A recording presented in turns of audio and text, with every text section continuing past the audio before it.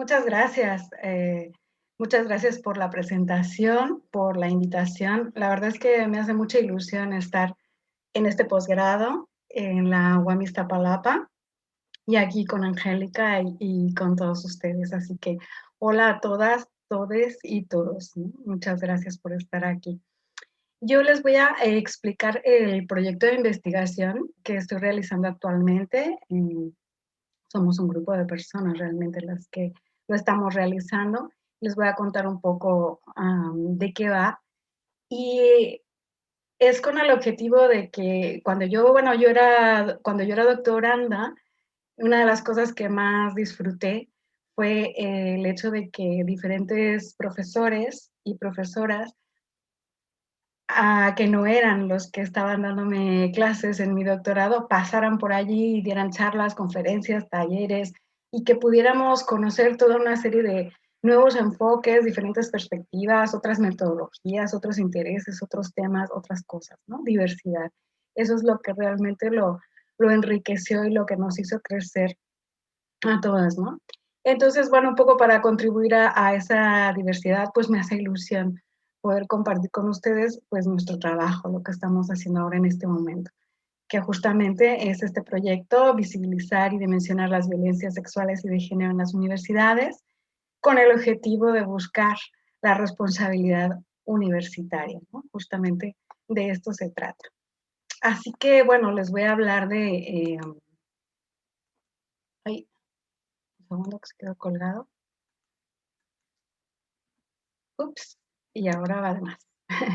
Entonces hablaremos de en qué contexto de las violencias de género hemos planteado nuestro proyecto, cuál es el contexto específico en las universidades, unas pinceladas de cuál es nuestro marco teórico, hablaremos propiamente del proyecto, cuál es el equipo, el punto de vista, la metodología, los objetivos, las fases, el diseño, qué hemos hecho hasta ahora, o sea, hasta este momento donde vamos, cuál es mi foco de interés, que se centra en las violencias digitales, cuáles son los resultados que esperamos, teórico-metodológicos y materiales y productos, y cuál es la continuidad que esperamos o que prevemos con otras convocatorias, ¿no? Con otros proyectos, otros financiamientos que de alguna manera pues nos permitan continuar.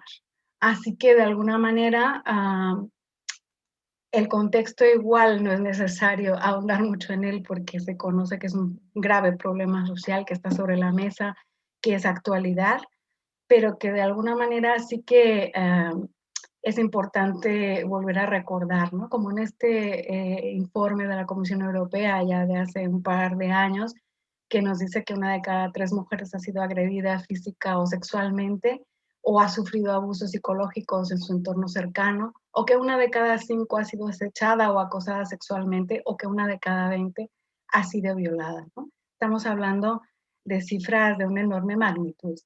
Y si queremos ver cuál es la normalización de este problema, cómo está de invisibilizado justamente porque está normalizado, pues echamos una mirada al Eurobarómetro de violencia de género del 2016, donde a esta pregunta de si crees que tener relaciones sexuales sin consentimiento puede estar justificado en algunas situaciones, por ejemplo, si has bebido, has usado drogas, si te has ido con alguien voluntariamente después de una fiesta o de una cita, si llevas ropa que se considera sugerente o provocativa, si no dices claramente que no o no te has resistido físicamente, ¿ah? Se contesta que sí, o sea, aún hay quien contesta que sí, tanto en España como en la Unión Europea, tanto hombres como mujeres, y eso nos habla de esta normalización, ¿no? O sea, es un tipo de pregunta a la que definitivamente siempre tendríamos que contestar no, y incluso ya no tendríamos ni que plantearnos esta pregunta, ¿no? Y también tenemos personajes dentro de esta normalización que no solo lo practican para sí, sino que se vanaglorian de ello, ¿no? Los llamados influencers como eh, Álvaro Reyes, que se considera a sí mismo un gurú de la seducción y que enseña su sabiduría, muy entre comillas, en la red y que además cobra por ello, ¿no? La friolera cantidad de 300 euros de hace un tiempo, ahora igual y hasta cobra más. Y puede afirmar cosas como no tienes que pedir permiso, ¿no? A una chica, siéntete con derecho para hacer lo que quieras. Si pides permiso es símbolo de inseguridad y ya se puede sentir legitimado a acabar una relación por la fuerza o a besar a las chicas por la calle sin su consentimiento. Y todo esto lo vende como seducción, como sabiduría, ¿no? No solo lo practica para sí, sino lo vende y además hay quien lo compra, que es lo más interesante, ¿no? Y si vamos al contexto propio de las universidades, podríamos enseñar mil ejemplos y no acabaríamos hoy, pero para muestra basta un botón. Podemos hablar, por ejemplo, del caso este del catedrático de Sevilla, que incluso fue decano de la Facultad de Educación y que durante 4 años estuvo acosando sexualmente a 2 profesoras y una becaria que trabajaban con él. Tuvieron que aguantar abusos durante este tiempo e incluso lo hicieron de conocimiento del equipo de gobierno que no hizo nada hasta que no hubo una movilización por parte de la comunidad universitaria, no pusieron a manos a la obra y empezó el proceso que después de tiempo, pues sí, efectivamente acabó con una penalización y una multa, pero vaya, cuando el señor ya se había paseado a sus anchas, ¿no? Y era un secreto a voces, todo el mundo lo sabía. O, por ejemplo, el caso de este decano de Cambridge, en todos lados se cuestionabas, donde justamente nos está diciendo que habiendo acosado al menos a 10 personas sexualmente, en el momento sí fue retirado de su cargo, le quitaron su docencia, fue apartado de ella, pero 2 años después le readmitieron, en silencio, discretamente, sin pena ni gloria, aquí no ha pasado nada. O como el caso del profesor de matemáticas de la Universidad de Santiago de Compostela, que siempre se refería o les comentaba a los estudiantes que le molestaba su escote, ¿no? Le distraía porque él no podía concentrarse para dar clase viéndolas, ¿no? Hasta que hubo una movilización por parte de los estudiantes y un varón que hicieron una performance desnudando sus torsos y con lemas en ellos, donde se quejaban de esta situación y le exigían, ¿no? Que terminara este tipo de dejaciones. Bueno, pues hasta entonces no hubo una apertura de expediente, ¿no? Y bueno, como decía, así podríamos decir sucesivamente, pero este es el contexto. Entonces vamos a decirles, bueno, ahora cómo lo abordamos a partir de aquí, cuál es nuestro marco teórico, ¿no? Cómo nos diferenciamos de la noción de violencia sexual, de la de violencia de género, y cómo hablamos en plural de violencias sexuales y de género, y vamos a ver por qué, ¿no? ¿Cuál es el matiz? En qué son diferentes? Bueno, pues la definición de la OMS del 2011 de violencia sexual dice que es todo acto sexual, ¿no? Tentativa de consumarlo, e incluso incluye comentarios o insinuaciones para coaccionar sexualmente a una persona, y dice que es en cualquier ámbito, incluidos el hogar, el trabajo, ¿no? Independientemente de la relación que se tenga con la víctima. Entonces, parece que está muy completa, pero luego cuando esta misma definición se aplica incluso en los propios estudios anteriores de la OMS, solo se habla de violencia sexual refiriéndose a mujeres que son forzadas físicamente, que tienen relaciones contra su voluntad y que es por parte de su pareja, ¿no? Entonces vemos que el ámbito se reduce a mujer, fuerza física, pareja, ¿no? Con estos tipos de actos humillantes o degradantes, ¿no? Así que vemos que esta definición de violencia sexual pues se está limitando a esta agresión física, muchas veces por parte de desconocidos, ¿no? Ese típico extraño malo que viene y ya se comete un acto atroz y después, bueno, si pudiéramos acabar con él, acabaríamos con el problema, ¿no? Pareciera que solo eso es el asunto, porque se reduce a una dimensión interpersonal, ¿no? Víctima-agresor, pues si acabamos con el agresor, se acabó el problema. Y entonces se obvia cómo está involucrada a toda una cultura, a las instituciones, y que va desde la sexualización de la publicidad hasta la falta de regulaciones o mecanismos para abordar este problema, ¿no?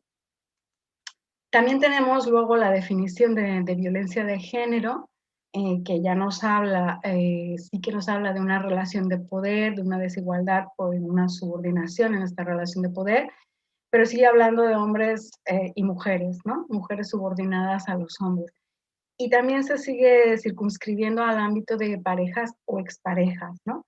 Efectivamente, en su prefacio parece que es mucho más amplia, pero muchas activistas y feministas y académicas han puesto ya el dedo en la llaga de que con esta definición, aunque en su prefacio está formulada ampliamente, luego a la hora de la final formulación o de aplicación, sí que se limita a entender la violencia como violencia doméstica que se decía antes, en el ámbito de la pareja o la expareja, ¿no?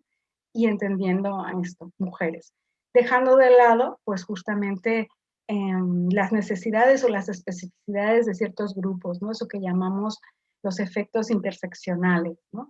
Que no es lo mismo si yo soy una mujer claramente femenina, y si soy blanca, y si soy de origen europeo, y si soy heterosexual, y si no tengo ninguna diversidad funcional, y si estoy altamente alfabetizada, y soy joven, atractiva, de clase media alta, y utilizo una lengua anglófona y soy de tez clara, y de alguna manera profeso una religión que es mayoritaria, ¿no? Y soy fértil. O sea, todo este conjunto de privilegios y opresiones se van especificando de manera a que estas violencias se manifiestan y actúan diferentemente, pues según qué tipos de intersecciones estemos tratando en cada caso, ¿no? Cuáles se encuentran en su momento. Por eso es que nosotras hablamos en plural, violencias sexuales y de género, ¿no? A partir de la definición de Villa y Jiménez, que dicen que son todas aquellas violencias que tienen su origen en una visión estereotípica de los géneros, ¿no? Y por supuesto, pues en las relaciones de poder en las que se basa, ¿no? Por eso, efectivamente, pues estas violencias pueden afectar principalmente a las mujeres o a los cuerpos de las mujeres, pero también a las personas no normativas sexualmente como lesbianas y bisexuales y homosexuales, o no normativas genéricamente como las personas trans o las personas queer, ¿no? Pero claro, también pueden ser blanco de violencias de género, pues sujetos que están inscritos en el género masculino, ¿no? Como por ejemplo cuando se les dice a los niños que no tienen que llorar o que no tienen que ser afectivos con otras personas del género masculino que están inscritas en él, ¿no? Entonces, la idea de entender la violencia de esta manera, como una violencia estructural y como, digamos, basada en relaciones de poder, me parece muy importante. Y aquí es pertinente, a mí me gusta señalar esta diferencia que hace Ignacio Martín Barón entre las diferentes violencias, porque justamente nos habla de la violencia estructural como aquella que proviene de un orden social concreto, ¿no? En este caso, el patriarcal, y que de alguna manera es un orden violento porque justamente lo que hace es distribuir privilegios en función del sexo que se les asigna a las personas, ¿no? Nos ordena en tanto que géneros, nos asigna funciones, tareas, identidades, sentimientos, creencias, poderes, deseos, ¿no? Y todo lo que podemos hacer y no hacer, sobre todo pensar y no pensar, imaginarnos y no imaginarnos. Por lo tanto, ya en sí nuestras identidades de género proceden de una violencia fundadora, ¿no? Esta violencia de base es la que de alguna manera está sosteniendo este orden patriarcal y por eso se naturaliza y por eso pasa desapercibida, ¿no? La violencia interpersonal, en cambio, son todas estas agresiones que se producen para mantener ese orden. A quien se salga del redil, pues se le violenta para que vuelva a entrar en él. Pero es que son solo el efecto más visible de este orden, ¿no? Son, como son las visibles, o sea, estas agresiones que pueden ser físicas, simbólicas, morales, grandes o pequeñas, es lo que se considera o lo se suele considerar como la violencia en mayúsculas, por definición, ¿no? Pero es que son solo la punta del iceberg, lo que se puede ver, las herramientas, las expresiones de la violencia estructural, ¿no? Y ya que hablamos del contexto de universidades, también me parece pertinente hablar de esta violencia educativa que consiste justamente en la transmisión y reproducción de ese orden violento. Es decir, no solo se impone y se ordena, sino que además se exige y se legitima que se aprenda y se transmite y se reproduzca este orden, ¿no? En todas nuestras instituciones educativas.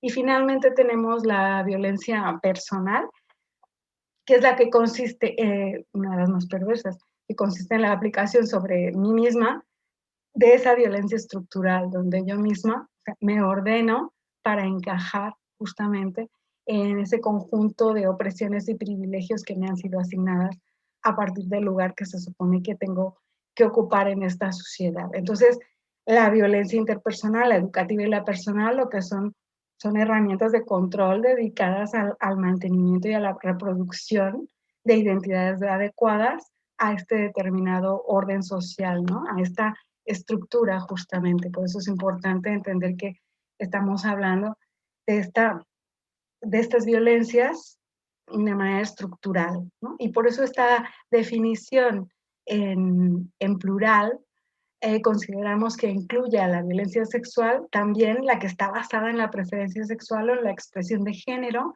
que tiene en cuenta la incidencia de las relaciones de poder y que podemos entender con esta definición que hay violencia sexual incluso cuando se atenta contra la libertad sexual, aunque esté normalizado, ¿no? Por ejemplo, en los celos, ¿no? En la cultura heteropatriarcal.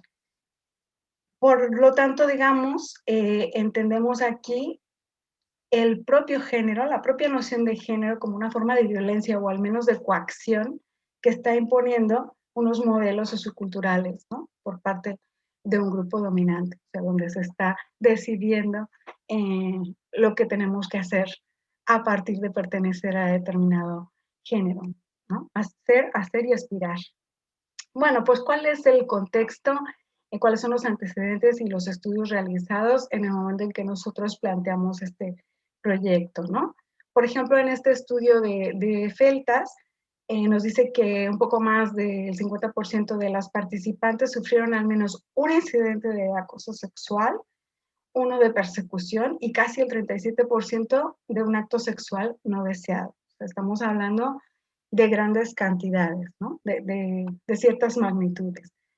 Y entonces, nosotros consideramos que los estudios realizados previamente nos proporcionan datos fragmentados e incompletos a partir de esta definición, ¿no? Que estamos haciendo en plural de las violencias sexuales y de género.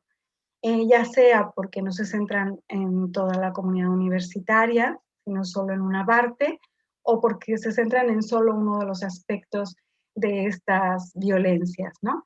Por ejemplo, tenemos el caso del estudio de Bosque y Navarro, que aunque se centra en toda la comunidad universitaria, solo habla de acoso, ¿no? O los estudios de Biles, que se centran en estudiantes, pero solo consideran la categoría mujeres, ¿no? Como si la violencia de género fuera solo violencia contra las mujeres. Y o tenemos los estudios de Díaz y Aguado, que aunque se centran también en la comunidad estudiantil, no han analizado la especificidad de lo que es vivirlas en la institución universitaria, ¿no? ¿Qué pasa ahí? Y cómo se especifican estas violencias en la universidad.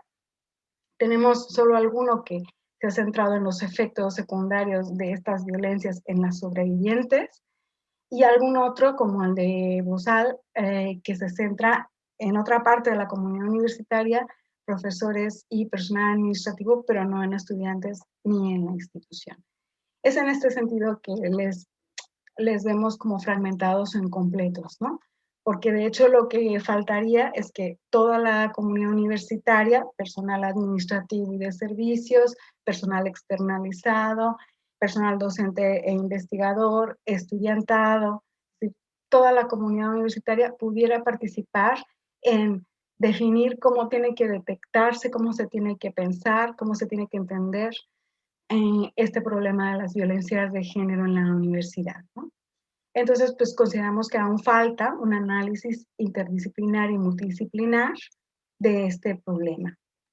Si, por ejemplo, pensamos solo en el acoso, ya veremos que el acoso es grande y eso que solo nos quedamos en el acoso. Por ejemplo, en las 50 universidades públicas de España, en esta infografía que hizo Picara Magazine en el 2018, con el birrete rojo vemos aquellas universidades en las que se ha registrado acoso, con el birrete dorado en donde no lo ha habido, con el gris en donde no lo ha habido, pero es que tampoco tienen protocolo que pueda enfrentarse a él, y con el birrete negro aquellas que no quisieron contestar, ¿no? Por alguna razón. Así que hasta el 2018 ya teníamos en Granada 65 casos, en el País Vasco y la Universidad Autónoma de Barcelona 23. En 27 universidades teníamos al menos un caso más. Teníamos 97 casos de acoso sexual, discriminación y agresión sexual y 60 casos de acoso en el lugar de trabajo, 2018. Y aún así son casos parciales, porque no incluyen todas las violencias sexuales y de género que se dan contra las personas LGTBI, ¿no? Entonces, es en este sentido que mediante esta detección de que las personas LGTBI sufren violencias tanto por parte de sus compañeros como del personal académico, que es un antecedente de un estudio previo a nivel europeo que algunos miembros del equipo de investigación realizaron, y la noción de que los estudios anteriores parten de una visión pues estrecha, que no es sensible a la orientación o expresión de género, a la preferencia sexual o a los efectos interseccionales como clase, origen cultural, étnico, etcétera, que consideramos que había que tener en cuenta esta diferencia, ¿no? De cómo considerar a las violencias sexuales y de género en la universidad. Porque aunque el problema está presente, pues la conciencia sobre ello es limitada. ¿Y qué pasa si es limitada esta conciencia? Que se hace mucho más difícil poder exigir que las instituciones, en este caso las universidades, se hagan cargo de su responsabilidad, de la parte que les toca, y de que nosotras como comunidad universitaria podamos exigirla, ¿no? O sea, justamente nos hace falta saber cuál es la magnitud del problema y ponerle cifras y ponerle dimensiones, pues para poder exigir responsabilidades, ¿no? Y poder exigir actuaciones. Y justamente, por ejemplo, Valls, del estudio anterior que les comentaba, en esta noticia lo que decía es, bueno, si uno pregunta, o sea, hay que estar preguntando continuamente, hay que mejorar los instrumentos, hay que hacer cada vez más y mejores, y hay que ver cómo son los sitios con los que preguntamos. Por ejemplo, nosotros preguntamos sobre agresiones entre estudiantes, dice ella, y solo salía que había un 14 o 15%, pero si cruzábamos todos los ítems y veíamos toda la información estadística, veíamos que en realidad eso subía al 62%, ¿no? Entonces también hay que ver qué estamos preguntando y cómo lo estamos preguntando. En ese sentido es que consideramos que el conocimiento teórico aquí se ha sobrevalorado a expensas del conocimiento experiencial, ¿no? De la experteza vivencial, o sea, de lo que la propia comunidad universitaria, que es la que tiene el problema, sabe ya qué pasa con las violencias y en cómo deberían detectarse y en qué es lo que no funciona y qué pasa si intentan denunciarlo y qué pasa cuando no lo denuncian, y todo esto que ya pueden compartir y de lo que podemos beneficiarnos a todas, todos para poder trabajar con este problema, ¿no? Así que la idea es que estos instrumentos que utilizamos para recopilar estos datos, evidentemente, bueno, como todo instrumento y como toda investigación, pues hacen solamente visibles determinadas experiencias e invisibilizan otras, ¿no? En este caso, unas de las que están invisibilizadas son las de grupos minoritarios como el colectivo LGTBIQ. Pero también otra de las cuestiones que hace mucho tiempo que insistimos, pero que no se ha hecho patente hasta la pandemia, donde toda la comunidad universitaria se tuvo que volcar en la virtualidad y tuvo que vivir del entorno virtual, pues que hace falta una reflexión sobre cómo son las experiencias mixtas, ¿no? En línea y fuera de línea, para entender que no es una simple suma de experiencias por un lado cara a cara y por otro lado virtuales, más bien es un continuo, ¿no? Como este que tenemos aquí, o sea, en la cual se retroalimentan, van de unas a otras, ¿no? Se entrecruzan, que puede ir desde bromas sexistas hasta la difusión de fotografías íntimas sin consentimiento, agresión sexual o violación. Es decir, es todo un continuo que justamente tenemos que saber cómo se especifica, ¿no? En tanto que experiencia mixta en línea y fuera de línea. Entonces, con todos estos antecedentes y estas cuestiones que detectamos como cosas que faltan, es que planteamos nuestro proyecto, ¿no? Con estas palabras clave, con la definición en plural, violencias sexuales y de género, con la noción de interseccionalidad, con la importancia de las relaciones de poder y con la importancia también de las experiencias mixtas en línea y fuera de línea. Y con la noción de conocimientos situados, de la cual hablaremos un poquito más adelante, cuando nos expliquemos un poco más sobre el marco teórico, ¿no? Bueno, entonces, ¿cómo hacemos frente a este problema? Pues si estamos diciendo que es un análisis interdisciplinar y multidisciplinar lo que se necesita, pues tenemos que abordarlo desde diferentes saberes y desde diferentes expertezas, ¿no?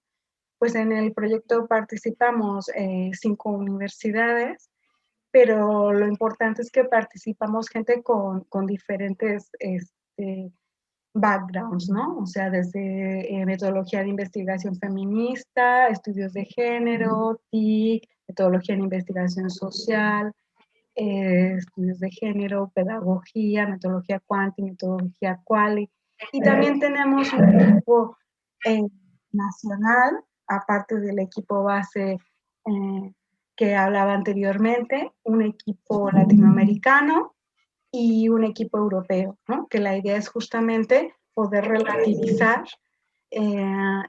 este conocimiento y que se pueda discutir desde diferentes perspectivas, desde diferentes puntos de vista y desde diferentes saberes teóricos, metodológicos y experienciales, ¿no?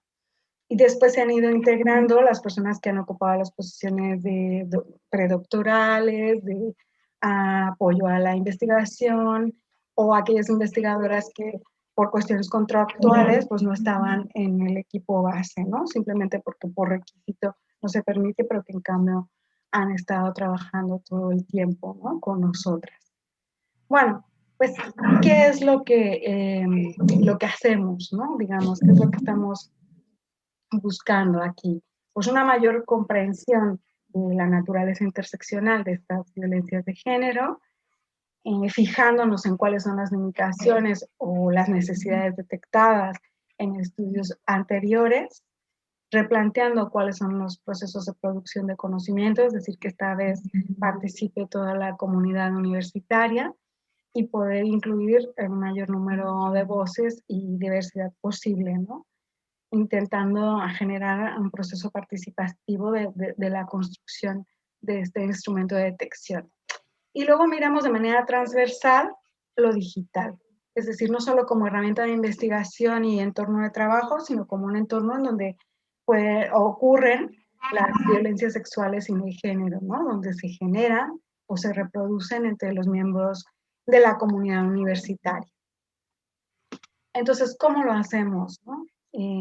Bueno, pues es una metodología cualitativa con una pluralidad de técnicas, porque de hecho el objetivo último es construir un cuestionario, ¿no? Entonces, Quanti-Quali no tenemos ningún problema en mezclarlo y en que haya una pluralidad de técnicas, porque justamente el marco es la metodología cualitativa. Ay, perdón, ¿alguien quería hablar?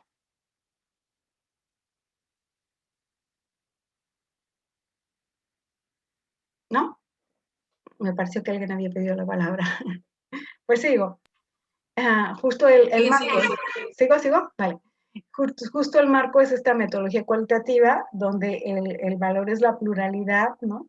La multiplicidad de voces, donde entendemos que lo haremos a partir de la comprensión en términos de aprehensión con H, de agarrar tanto de manera intelectual como afectiva, el conocimiento, entendiendo que todas las opciones humanas son significativas, porque ontológicamente entendemos que en la realidad lo que existe es la persona como entidad genética material y que el lenguaje y cuerpo son inseparables, ¿no? Esto es parte de lo que se llama la metodología de investigación feminista, que se contrapone a lo que se considera el modelo Olimpo, ¿no? O al que podríamos decir mainstream, donde a diferencia de buscar a la competitividad o el individualismo, lo que se busca es la dimensión social de este conocimiento, ¿no? Donde no se trata de trabajar en un foro aséptico o aislado o cerrado, únicamente para los entendidos, sino que la producción justamente se comprometa con el entorno de transformación, ¿no? Con allá donde los problemas requieren ese conocimiento y donde se quieren aplicar determinadas soluciones. También se trata de que haya una heterogeneidad y una diversidad tanto en el equipo de investigación como en los productos y publicaciones como en las audiencias, ¿no? Y donde lo que se busca fundamentalmente es la diversidad, la transversalidad, ¿no? La participación y la inclusión.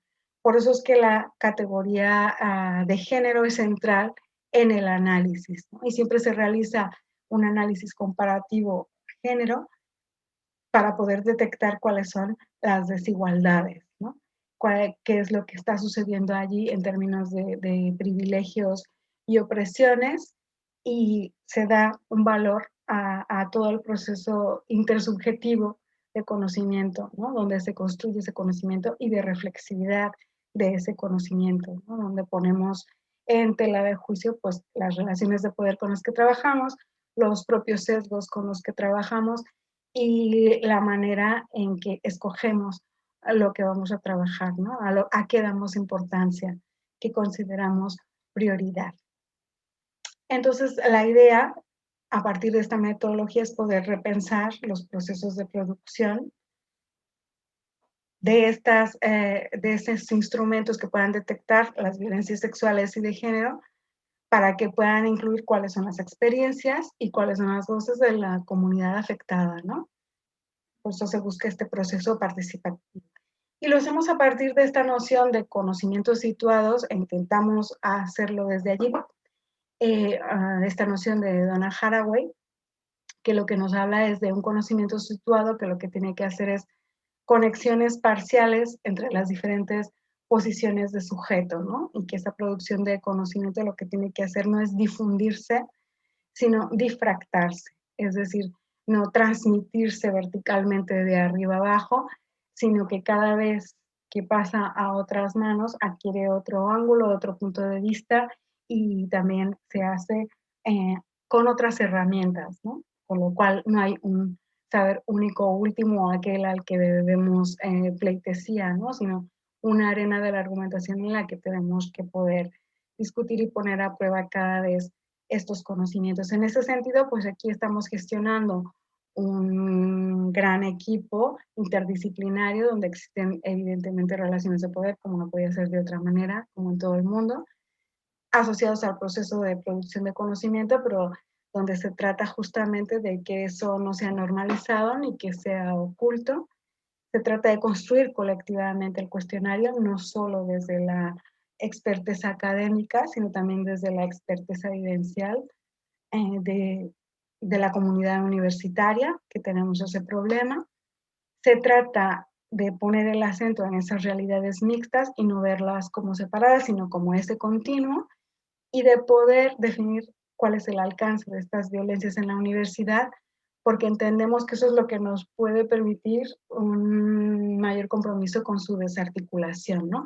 Es donde decía antes, podemos exigir responsabilidades, pero también podemos deconstruirla en toda su extensión, ¿no? Entonces, con esta pregunta de cuáles son las especificidades de estas violencias en la universidad, es que tenemos estos objetivos, ¿no? Generar proceso colectivo de pensar las diferentes estas violencias desde un punto de vista feminista e interseccional, medir y visibilizar la escala y el alcance de estas violencias a partir de la creación colectiva de un cuestionario hecho por la propia comunidad afectada y difundir estos conocimientos a diferentes niveles, ¿no? Local, nacional, internacional. Este proyecto tiene 4 fases que más o menos se corresponde con los 4 años que dura este proyecto. En la primera fase hay un análisis crítico de lo que se ha hecho anteriormente, cuestionarios y documentos a partir de los cuales se ha hecho la detección de estas violencias. En la fase 2 y 3, en donde se hace el proceso participativo de creación de este instrumento y donde se genera un efecto secundario, que es que como vamos hablando, lo vamos discutiendo, lo vamos viendo entre la comunidad universitaria, entre diferentes universidades a nivel local, nacional e internacional, pues justamente hacemos más visible cuál es el problema de estas violencias y vamos empapando de esto, ¿no? Hablando más de esto, visibilizando más esto. Y finalmente, esta definición de cuál es el alcance hasta ahora, lo que puede alcanzar o podrá alcanzar este instrumento como un primer paso únicamente para futuras investigaciones, ¿no? Y para poder profundizar en formas de conocimiento que intentan ser no discriminatorias, ¿no?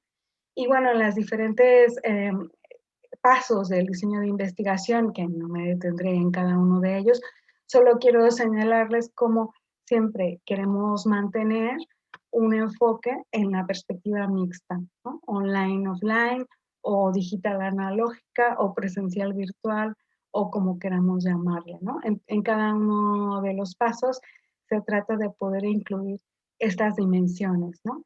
Y cómo la validación que hacemos tanto de los primeros indicadores como eh, de lo que podría ser el primer cuestionario, cuenta con una validación experta, pero también con una validación de la comunidad universitaria, ¿no? De los diferentes grupos que han ido construyendo, PAS, PDI y estudiantes, ¿no?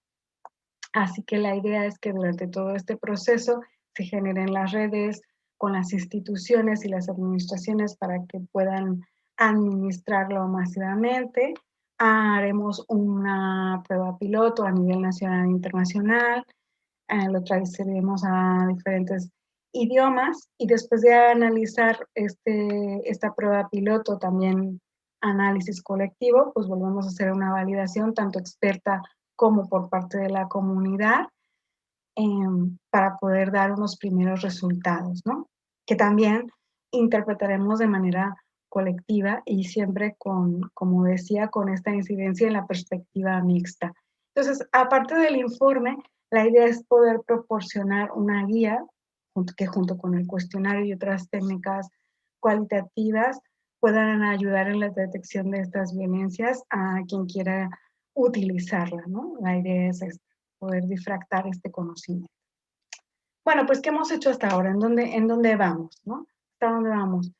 Vamos, hemos hecho el análisis de la literatura con este enfoque de realidad mixta, el análisis de los cuestionarios previos, la creación de la web, donde tenemos no solo todos los recursos y lo que vamos haciendo en la investigación, sino todo ello en lo que participamos, ¿no? Las diferentes charlas, clases, talleres, formaciones, todo lo que vamos realizando, pues está al alcance de quien quiera consultarlo.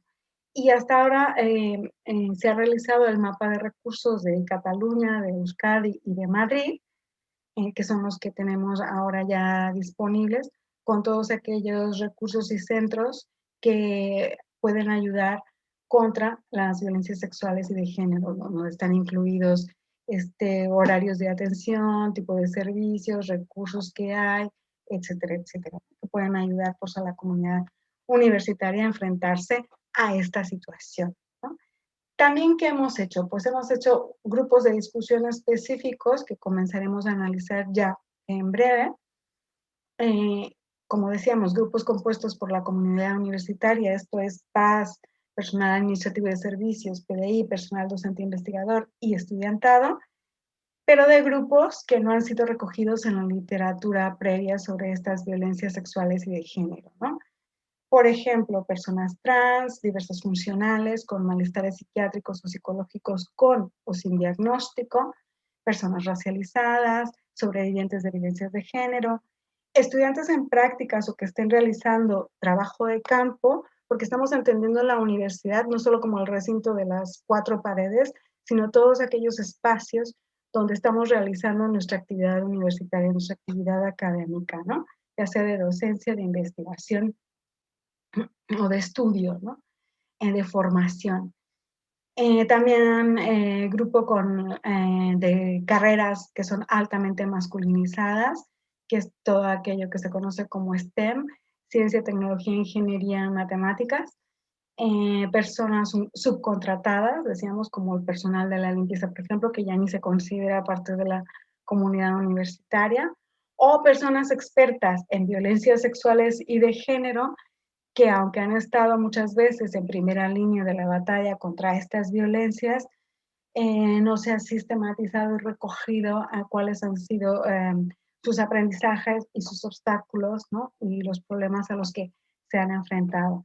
Entonces, la primera parte, antes de construir conjuntamente con todos los grupos heterogéneos de la comunidad universitaria, nuestro cuestionario es poder tener en cuenta todos aquellos que no han sido reconocidos en la literatura previamente o que incluso no solo no han sido reconocidos, sino que ni siquiera son considerados como parte de la comunidad universitaria porque están invisibilizados, ¿no?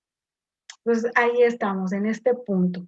Dentro de este gran proyecto, ¿cuál es mi foco de interés? Bueno, fundamentalmente las violencias digitales, ¿no? Dentro de lo que es esta realidad mixta, online, offline, digital, analógica, pues me centro en la parte digital. Justamente ese es el foco de interés, pues por todo el trabajo previo que he realizado, ¿no? Entonces, ¿cómo entendemos estas violencias digitales?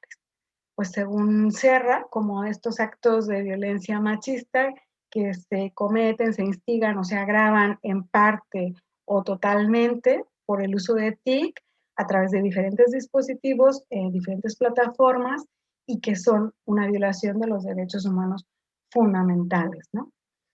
Y yo quería comentarles estos datos de la infografía de la directa del 25 de noviembre pasado a propósito del Día Internacional contra las Violencias de Género, como por ejemplo en la macroencuesta de la violencia contra las mujeres del 2019, se dice que el 40% de las mujeres declara haber sufrido abuso o acoso en línea al menos una vez, ¿no? O como el informe de Amnistía Internacional del 2017 nos dice que una de cada 4 personas ha sufrido abuso online. O en el estudio sobre la cibercriminalidad en España del 2019, hecho por el Ministerio del Interior, nos dice que entre 2016 y 2019 ha habido un aumento del 34% de estos delitos sexuales en línea, ¿no? Que tienen tipificados de esta manera. Y podemos ver por franjas de edad cuáles son las más afectadas. Y finalmente también tenemos el informe de Calala, Fundación de Mujeres, que me gusta resaltar porque se centra en aquellas mujeres que se han atrevido a destacar, ¿no? O a ser significativas, las que no se quedan calladitas y que de alguna manera pues, son defensoras de los derechos humanos, son activistas, son periodistas o académicas destacadas que están presentes en las redes sociales o gamers, ¿no? Y que entonces sufren en el 82% se han visto afectadas por estas violencias digitales, principalmente a través de Facebook y Twitter, seguido de la mensajería instantánea y de Instagram, ¿no? Eh, estas violencias digitales decíamos que las entendemos como un continuo, ¿no? Con realidad mixta online y offline.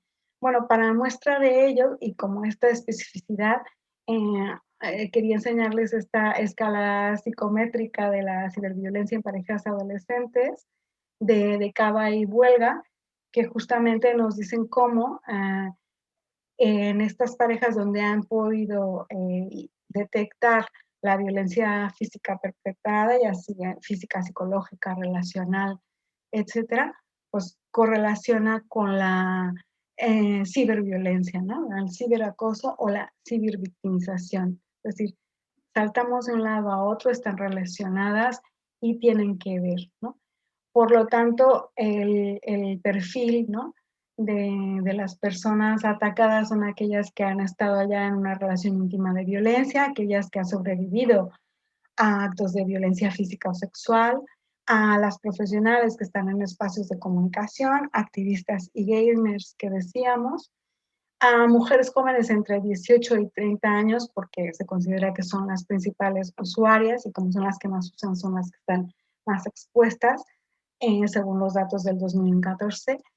Y a diferencia de la agresión offline, ¿no? Donde el 70 o 80% de los agresores son conocidos, en la agresión digital es el 40% el que son conocidos, ¿no? Esto tiene como efecto que como más diversas son las mujeres, más riesgo corren y el efecto que se genera es de autocensura, ¿no? De mantener un perfil bajo digitalmente hablando. Es decir, bueno, pues borro todo, me salgo de aquí, que equivale pues a encerrarte en tu casa y no salir más a la calle porque afuera todo está lleno de violencia. Pues no podemos vivir así encerradas. Bueno, hemos podido en la pandemia de aquella manera, pero tampoco podemos vivir así encerradas sin poder transitar por el mundo digital de una manera libre y segura, ¿no?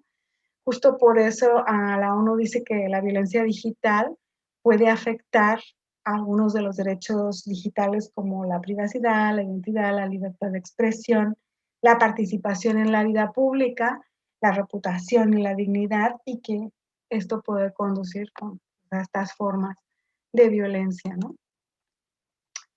¿Cuáles son estas especificidades de estas violencias digitales, no? Ya hablábamos que es, de su correlación con la violencia física o presencial o analógica, pero aquí también tenemos la especificidad de la persistencia en el contenido. No es un hecho violento que pasa y entre comillas se supera y ya está, sino que hay una persistencia de este contenido se queda en el entorno digital, se redifunde y por lo tanto genera una revictimización, ¿no? Y también genera el efecto de la difusión del miedo, ¿no? Para que las demás que no han sido atacadas vean qué pasa cuando te atreves a hablar, ¿no? O cuando te atreves a significarte o a destacar o a sobresalir, ¿no? O a poder vertir tus opiniones, ¿no? Por lo tanto, hay un aumento de espacios donde se sufren las agresiones. Ya no solo es la casa, el trabajo o la calle, sino también los entornos virtuales, ¿no? Bueno, pues dentro de estos objetivos del proyecto, ¿cuáles serían, digamos, las tareas en las que está relacionado mi foco de interés, ¿no? Pues justamente al desarrollar una comprensión más compleja de estas violencias de género con respecto a las realidades mixtas, línea fuera de línea, hacer visibles estas especificidades para facilitar que la universidad reconozca sus responsabilidades, porque dice, no, hasta aquí se acabó la universidad, para allá no. El grupo de chat en el que toda la clase trabaja ya no es mi responsabilidad. El Moodle, bueno, puede que sí, pero ya sé que total no lo usan muchos estudiantes, ah, etcétera, etcétera, ¿no? ¿Cuáles son estos espacios en los que están pasando estas violencias y cómo se van retroalimentando? Y el diseño del cuestionario basado en esta visión más amplia. Entonces, ¿cómo estas tareas que tocan mi foco de interés están relacionadas con las tipologías de violencia y las dimensiones de las violencias sexuales y de género que hemos identificado hasta el momento, ¿no? Bueno, pues entre quiénes pasa, entre PAS, PDI y estudiantes, también entre amistades, familiares, parejas, conocidos, desconocidos o personas jurídicas o colectivos, cómo está sucediendo esta violencia en la universidad. ¿Y qué es lo que pasa? Acoso sexual por razón de sexo, por orientación sexual, por expresión de identidad de género, violencia física, psicológica, sexual, comportamiento verbal y no verbal no consentido. ¿Qué es lo que está pasando? ¿No?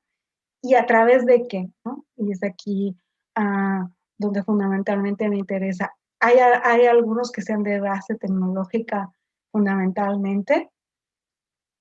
Bueno, pues de esta manera, a partir de entre quiénes pasa y qué pasa y a través de qué, relaciono mis focos de interés. Y luego con respecto a las dimensiones, por ejemplo, tenemos la espacial, es donde ocurren las violencias. Aulas, despachos, tutorías, seminarios, bibliotecas, laboratorios, gimnasios, estos espacios públicos universitarios, ¿no? Como la explanada, la plaza, etcétera. Pero también, y en el entendido de que no son las cuatro paredes, el trabajo de campo, las prácticas, las excursiones, los viajes, los congresos, el after work, ¿no? Esa parte donde se toman decisiones sobre lo que se va a hacer en la universidad, porque no es el recinto de la universidad, ¿no? De alguna manera, espacios digitales, solamente digitales o mixtos, ¿no? Ahí está tocando mi foco de interés. Y luego la dimensión interseccional, cuáles son las condiciones específicas de las personas para sufrir o resistir a estas violencias, ¿no? Hay algunas que ponen en más riesgo a la víctima por quejarse o que hace menos probable que sus quejas sean tenidas en cuenta o que el infractor no sea sancionado de una manera significativa o que le generan un entorno tóxico. ¿Cuál es la relación de poder? ¿Hay una relación de poder directa? ¿Cuál es el estatus social o jurídico o la presión social del entorno, ¿no? ¿Y cuál es la dimensión estructural, no? Hay servicios, instrumentos institucionales de prevención, de información, de actuación delante de estas violencias, dentro y fuera del campus, o hay desprotección, hay impunidad de las personas agresoras, hay revictimización, cuál es la intensidad de esta violencia, su duración, su recurrencia, las afectaciones, ¿no? Bueno, pues todo esto, en estas dimensiones, espacial, interseccional, poder y estructural, ¿cómo se relacionan? ¿Están en realidades mixtas, online, offline? ¿Cómo funcionan? Pues es aquí donde también está mi foco de interés. Y recordemos que todo esto lo hacemos para buscar responsabilidades, no para buscar al culpable, pero sí para buscar responsabilidades desde la comunidad universitaria y desde las propias instituciones, ¿no? Que no sean entendidas las violencias sexuales y de género como una cuestión interpersonal, como decíamos, donde el problema es el agresor y la víctima, ya ellos, ya sabrán si denuncian o no denuncian, si se arreglan o se arreglan, y si penalmente se le castiga o no, no. Lo que estamos buscando es que dentro de las universidades se garantice el acceso de las personas a una vida libre de violencias sexuales y de género en el ámbito universitario, sea online o offline, digital o analógico, ¿no? Estas violencias se tienen que investigar desde la universidad. Hay que incorporar una perspectiva de género en la docencia y en la investigación, pero de manera transversal, ¿no? No de manera anecdótica con una charla o un pequeño tema, ¿no? De una manera en que cubro la cuota y ya está, sino donde toda la revisión, la literatura, el modelo de trabajo, la evaluación, el planteamiento incluye incorporar una perspectiva de género, donde se dejan de normalizar prácticas basadas en estos estereotipos de género y donde la universidad dice, bueno, ¿yo qué voy a hacer? Ese es el problema que hay en la sociedad, pues claro que se reproduce aquí, bueno, pues al menos cuestiónalo activamente y pon medidas, ¿no? Que ese es el encubrimiento, el enlentecimiento de los casos y que se deje de comportar la institución de manera corporativa delante de estas situaciones, ¿no? Y qué hay sobre la prevención, la atención, la sanción, ¿no? Si hay estatutos, protocolos, reglamentos y si evalúan su implementación, si hacen un registro estadístico de los casos, si hay reparación del daño, que es lo más importante, que lo que suele pasar es que no la hay, ¿no? Y que hay una revictimización, ¿no? Pues esta es la idea. ¿Qué pasa con las responsabilidades de las instituciones? Bueno, ¿cuáles son los resultados que esperamos obtener a nivel teórico-metodológico, esta reconceptualización de estas violencias a partir de la perspectiva interseccional y feminista? Unas recomendaciones metodológicas para poder definir el alcance de este problema a partir de las aportaciones de la comunidad universitaria, difracciones, ¿no?, de estos conocimientos colectivos a diferentes niveles, local, nacional e internacional. Recordemos que la idea de difracción es cómo alguien más se apropia de estos resultados y los interpreta y los trabaja de manera diferente a la tuya, con otros recursos, con otros enfoques, y va generando red a partir de aquí, ¿no?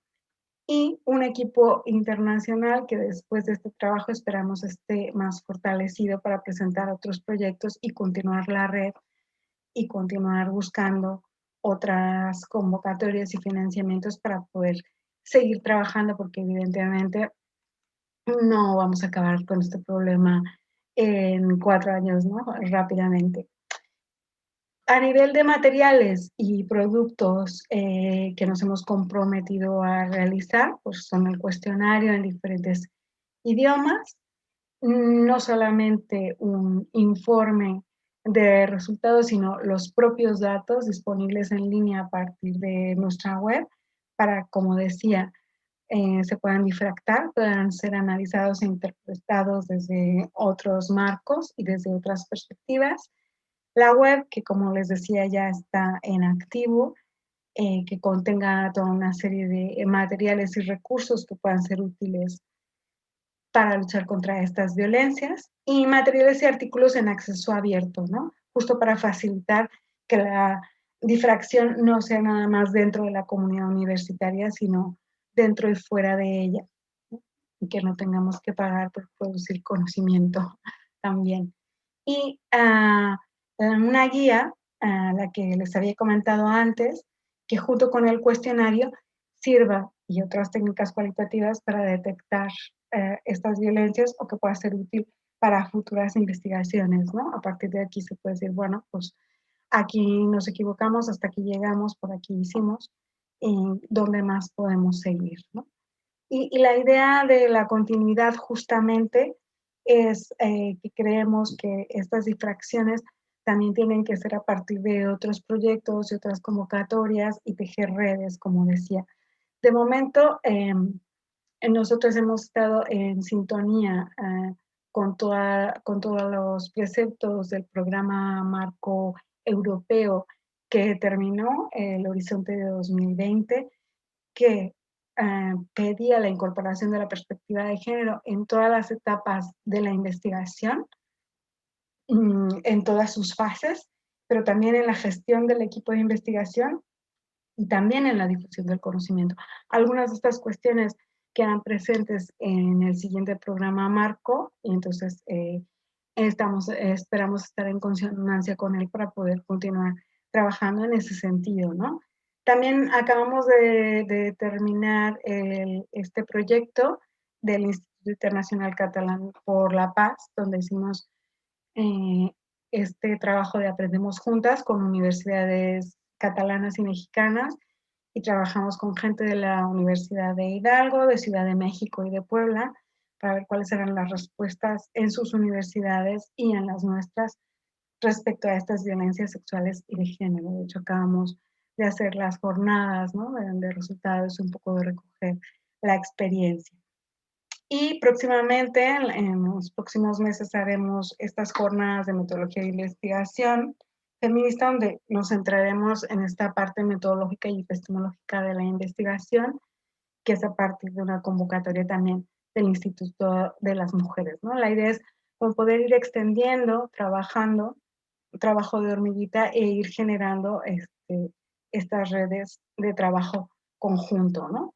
Pues hasta aquí es lo que comparto con ustedes de lo que estamos haciendo en este proyecto y ahora, digamos, haciendo ejercicio de la reflexividad de que estamos en una institución jerárquica en la que hay unas relaciones de poder y donde yo he hecho uso de la palabra un montón de tiempo, pues ahora también se trataría de que podamos conversar, ¿no? Que no solo se trate de ustedes tienen las preguntas y yo las respuestas, sino que todas tenemos expertezas y saberes particulares que podemos compartir, ¿no? Y a ver si en ese sentido podemos conversar de cómo lo ven, cuáles son sus experiencias, cuáles son sus posiciones, qué conocen al respecto, no sé, todo lo que quieran comentar.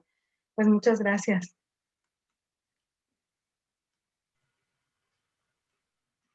Muchas gracias a la doctora Adriana Gil Juárez. Muchas gracias, Adriana. Yo creo que habrá mucho que conversar. Quizás podríamos hacerlo directamente, o si no, si no se animan, pues pueden usar el chat para hacer sus preguntas. Elizabeth Cervantes, sí, adelante. Hola, ¿qué tal? Buenos días aquí en México, son días todavía. Sí, buenas noches, Adriana. Ya es muy tarde, ¿no? Bueno, yo soy Elizabeth, soy estudiante del doctorado y justo mi investigación es sobre la violencia de género en los espacios universitarios. Pareciera que en México ya vamos como, estamos avanzando y entonces ya la UAM, bueno, mi estudio se centra en la UAM, la casa de donde estoy estudiando. Y bueno, en este momento ya tenemos un cambio en la legislación universitaria, tenemos la transversalización de género, tenemos instancias de atención a la violencia, bueno, hay un montón de cosas, pero pareciera que es un avance, pero en realidad hay muchas dificultades. Y bueno, uno de mis grandes problemas es justo qué de todo eso quiero estudiar. A mí me llama mucho la atención cómo justo ustedes empiezan a pensar en las características específicas de la violencia sexual y de género, porque creo que es un problema que está muy presente, ¿no? O sea, hemos abordado, o se ha estudiado la violencia casi pensándola desde los términos de violencia doméstica que se ha establecido, ¿no? O sea, pensamos en esos términos y no hemos reparado, no hemos especificado cómo se vive en los espacios universitarios o en el ámbito, ¿no? Me parece así muy interesante lo que están haciendo. Me llama la atención cómo ustedes definen a sus grupos no considerados, ¿no? Que en la literatura, como las personas expertas, los trans, ¿no? Como todos estos grupos que señala. Y bueno, creo que es fundamental porque tampoco se ha analizado esos grupos, ¿no? Ahí me surge una duda, que es una de mis preguntas, es ¿qué ha pasado allá en España con las colectivas feministas o con las colectivas que dan acompañamiento a las personas que han vivido violencia en los espacios universitarios? Porque no siempre son como institucionalizadas, ¿no? O reconocidas o forman parte de un grupo de investigación, sino están como aisladas, ¿no? Y también en muchas ocasiones han vivido violencia, entonces me parece que también es interesante. Y el papel de las feministas, ¿no? Ahí, ¿no? Esa es como una pregunta que le haría de cómo está la situación allá. Y bueno, me deja pensando en muchas cosas. Por ejemplo, una de las entrevistas que hice fue una persona trans y que justo pasa por esta violencia virtual, pero que se presenta en los espacios universitarios, ¿no? En los pasillos, en el comedor. Entonces ahí me llama la atención y creo que puedo obtener bastantes datos de ahí. También quisiera hacerle la pregunta sobre la diferencia entre acoso y hostigamiento. Acá en México lo tenemos como muy claro, que es a partir de una relación jerárquica, pero en todas las diapositivas nada más noté que hablaba de acoso y creo que, por ejemplo, en el caso de Costa Rica, igual no hacen una distinción así, por una cuestión legal, ¿no? Pero igual dejaría como la pregunta hacia usted. Y bueno, pues agradecer mucho su presentación. Me quedan como muchas dudas, muchos comentarios, pero para no robar tanto tiempo, igual sería interesante si podemos seguir en contacto después. Muchas gracias. Gracias, Elizabeth. Sí, no sé si alguien más quiera sumar preguntas para hacer un comentario más amplio, ¿no? Sí. ¿Quién habló? ¿Sandra Amelia? Sandra Amelia Martí. A ver, te escuchamos, ¿sí? Muchísimas gracias. Saludo, bueno, creo que es Guam Iztapalapa. Estamos comunicándonos desde Guam Xochimilco, de Guam Xochimilco. Muchísimas gracias por este maravilloso evento y muy agradecida con la doctora Adriana Gil Juárez por esta magna conferencia. La he podido escuchar solo la mitad y espero que pueda quedar grabada para poder volver al día en la otra mitad. De todo, sobre todo los documentos y bueno, y esto que tan brillantemente usted interrelaciona entre tantos ámbitos. A mí me gustaría hacer una pregunta en torno a un fenómeno que se se desarrolla un poquito más, lo he observado un poquito más en otra de las universidades, que es la UNAM. Pero en la UAM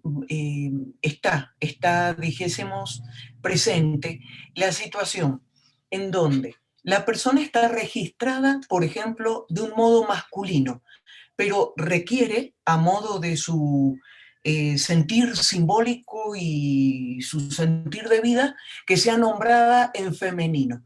Entonces tenemos un problema con ciertas docentes, tanto varones como mujeres, que lo nombran de acuerdo a la lista. Las personas empiezan a tener una suerte de nombre o nickname o una representación de nombre, y yo he observado que los colegas no son respetuosos en esa decisión de identidad y de identificación de las personas.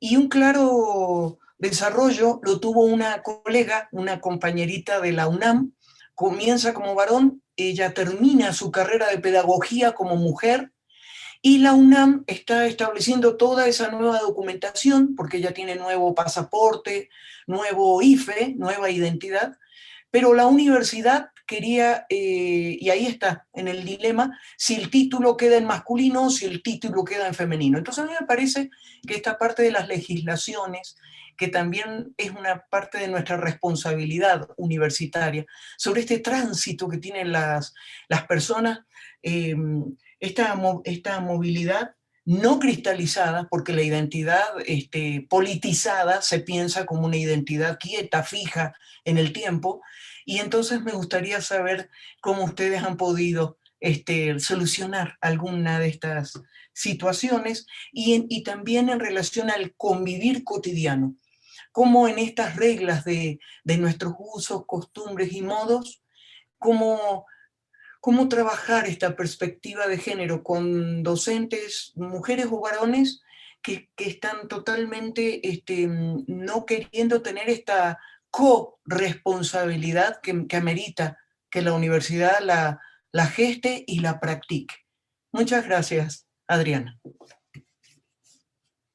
Muchas gracias a Sandra Amelia Martín. Vamos a escuchar a Carolina Álvarez, y ya con esas 3 participaciones le damos la palabra a la doctora Gil Juárez. Buenos días a todas y a todos.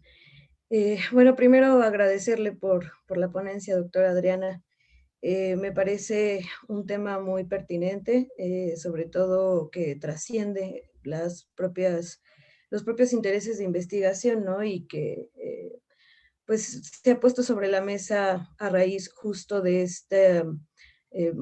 volver a la experiencia de ser mujeres transitando por los espacios académicos, ¿no? Entonces, pues me parece un tema muy, muy pertinente. Estoy pues muy feliz, ¿no?, de que se abra este espacio para poder conversar y escuchar otras experiencias al respecto. Yo, en su investigación me pareció muy pertinente como toda esta reflexión sobre la diversificación de los sujetos, de las sujetas involucradas y también de los espacios, ¿no?, en donde pueden ocurrir estas violencias. Tendemos mucho a pensar que la universidad se restringe solo al espacio físico, cuando hay un montón de actividades vinculadas justo a nuestros quehaceres, como el trabajo de campo, como incluso estas tertulias, ¿no?, en congresos, en foros, etcétera, ¿no?, donde también pueden ocurrir este tipo de violencias. Entonces, concretamente mis preguntas son 2, creo que son más de orden teórico, pero me gustaría saber qué piensa al respecto. Sobre todo con el concepto del consentimiento, ¿no? Porque pareciera como si se pensara que el consentimiento depende como de estas decisiones individuales, digamos, circunscritas a una situación específica, en donde alguien que tiene una posición de poder sobre ti te pregunta, ¿no? ¿Quieres salir conmigo? Hay que ir por un café, etcétera. Y entonces pareciera que libremente puedes decidir sí o no, cuando justamente hay toda una estructura que te coerciona, ¿no?, en ese momento. Me gustaría saber sobre su reflexión con respecto de este concepto del consentimiento, y sobre todo pensar sobre los efectos a largo plazo de estas denuncias y también sobre los silencios, ¿no? Es decir, pareciera como si se pudiera pensar en la violencia de género, las violencias sexuales, solo restringidas a una situación específica, ¿no? Es decir, en este momento te agredo, pero ¿qué pasa con posterioridad, ¿no? A si denuncio, si no denuncio, sobre todo pensando en cómo se maneja el ámbito académico, ¿no? Es decir, a través, no sé, de redes, sobre todo de recomendaciones, y con toda esta tendencia hacia las censuras y hacia la restricción de los espacios, ¿no? Que pueden sufrir las mujeres que denuncian o que denunciamos. Es decir, en este momento yo atravieso por toda esta burocratización de las instituciones universitarias para poder decir, ah, bueno, tal o cual persona me agredió, me acosó, etcétera, pero también creo que hay unas implicaciones a largo plazo, ¿no? Es decir, la pérdida de oportunidades, no sé, para publicar, para meter en congresos, para publicar artículos en revistas, etcétera, justo por estas redes de poder que están protegiendo en complicidad a quien acosa, a quien violenta de esta manera, ¿no? Entonces, para no llevarme más tiempo, me gustaría saber sus reflexiones al respecto de estos dos temas. Gracias. Gracias, Caro. Doctora, por favor. Ay, gracias. Se me ha ido un poquito la voz, igual por conexión, como que hoy ahí, igual no me quedé con algunas de las cosas, así que ya me vuelven a comentar, si acaso, igual no y todo, ¿no? Pero bueno, sobre el tema del de qué pasa con las colectivas feministas que no son reconocidas, efectivamente, pues es un problema, porque lo que ha habido es un trabajo voluntario y voluntarioso, ¿no? A partir de los propios tiempos y cuerpos de las personas que lo han hecho, ¿no? Y el compromiso ético y político que se ha hecho. Pero claro, de eso no se puede subsistir. Por ejemplo, hace no mucho que cerró aquí el colectivo Tamaya, que era, bueno, emblemático, ¿no? En apoyo y en acompañamiento contra la violencia sexual y de género. Y claro, ¿qué pasa? Cierra, pues porque no hay subsidios, porque se deja de poder financiar este tipo de cosas. Y claro, cuando viene una pandemia se dice que es lo importante, pues nunca es importante en nada que tenga que ver con los problemas que no son los de los privilegios, ¿no? Entonces, evidentemente es lo primero que cae, lo primero que se deja de lado. Y pues esta gente no va a seguir trabajando porque sí, bueno, pero perdemos todo un saber y todo un hacer de muchos años, ¿no? Y toda una tradición que es muy importante. Bueno, poder y resistencia, ¿no? Siempre vamos unos delante y unas atrás. Pero yo creo que es importante justamente mantenerse en esa línea. Por ejemplo, en estas jornadas que les decía que acabamos de realizar en este proyecto de universidades mexicanas catalanas, justamente las universidades mexicanas, la UNAM, la del Estado de Hidalgo y ¿cuál era la de Puebla? No me acuerdo la de Puebla. Hoy me van a pegar. Pues esta de Puebla, nos comentaban justamente como una de las diferencias que veíamos es que todo lo que se había podido realizar en México era a partir de la gran movilización que había habido, ¿no?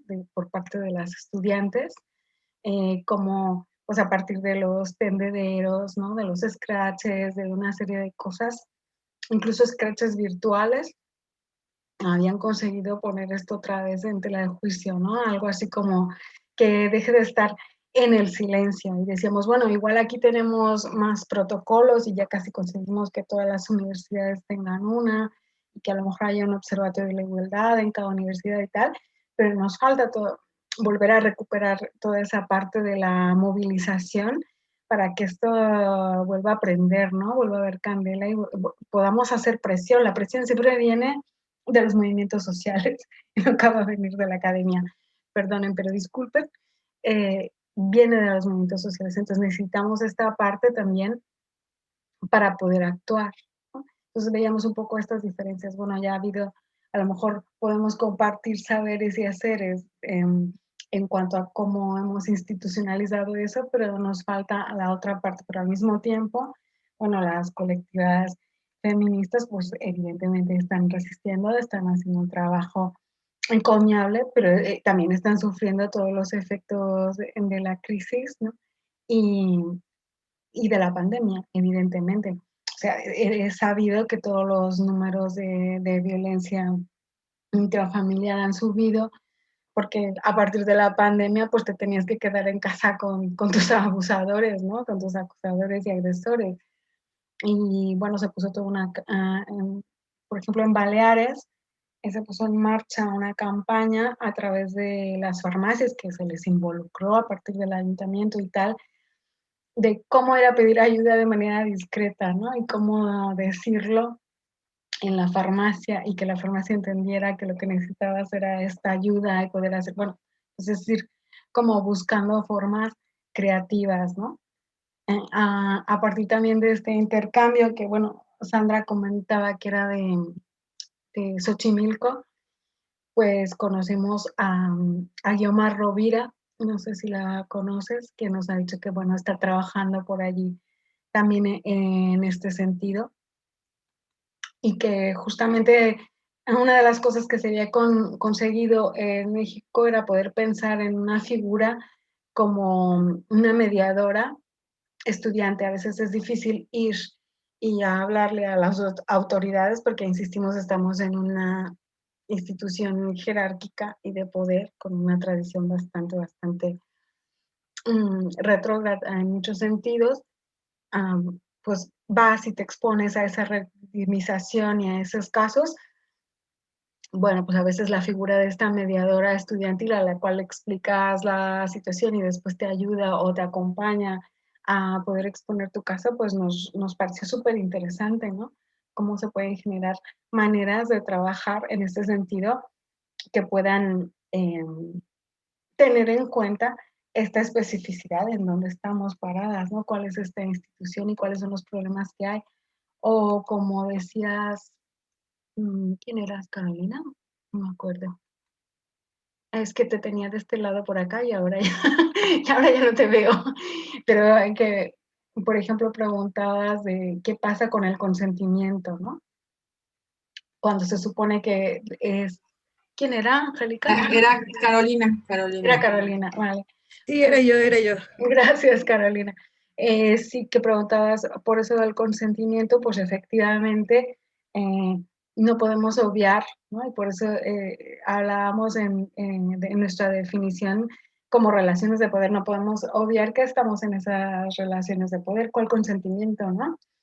Y que evidentemente vas a decir que sí o que no, en función de todas esas cuestiones, pero te van a decir, bueno, tú has consentido. Pues no exactamente, ¿no? No he consentido, pero tampoco quiero perder todo el resto de cosas, o no me quiero jugar toda mi carrera a tal, ¿no? Por eso es que siempre hablamos de que, bueno, la denuncia, tampoco tenemos que obligar a la denuncia es voluntaria porque tiene todas unas consecuencias, porque te generas una... Em, pones en juego toda tu vida, ¿no? Allí en ese momento, de ponerte vulnerable, de ponerte a la revictimización, de ponerte en cuestión, de ser mal vista por todos los que te rodean, ¿no? Y que entonces ahí lo que se necesita es un acompañamiento. Por eso hablamos de que lo que hay que pedir en cuanto a responsabilidad universitaria es que haya una reparación del daño y que no haya una revictimización. Es que lo que no hay ahora mismo es esa reparación del daño, ¿no? Eso es fundamental. Si me dejo algo por ahí me dicen, ¿eh? Pero bueno, vamos hablando todas. Sobre la cuestión del nickname, ¿no? Que me decían, Evidentemente, esto es que es un derecho, bueno, es un derecho, en nuestro caso es un derecho a nivel catalán, pero no a nivel de todo el Estado. Me parece que en Andalucía también, pero no se ha generalizado a todo el Estado español. Pero sí que en Cataluña es un derecho, y por ejemplo, una de las cosas que hice en un proyecto pasado en el que hice una guía para la incorporación de perspectiva de género en las asignaturas, es justamente poner ítems al respecto de esto, ¿no? La metodología docente también incluye cómo me dirijo a las estudiantes y les digo por el nombre escogido, evidentemente, porque tienen derecho a ese nombre.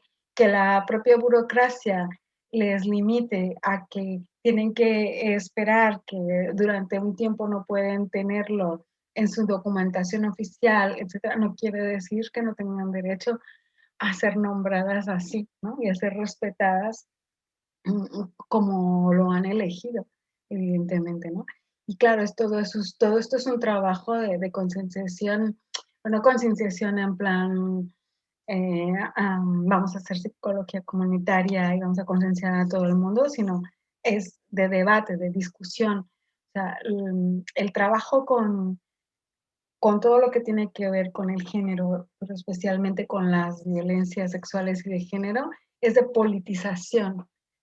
De lo que hay que hacer. O sea, esto es un problema social de todas. Esto es un problema político, es un problema de poder. Y es un problema que requiere soluciones a ese nivel, a nivel social, de movimiento social, a nivel político y a nivel de relaciones de poder, poder y resistencia, ¿no? Justamente. Pues no sé qué más. Seguimos comentando, si quieren. Seguimos comentando, no sé quién quiera participar.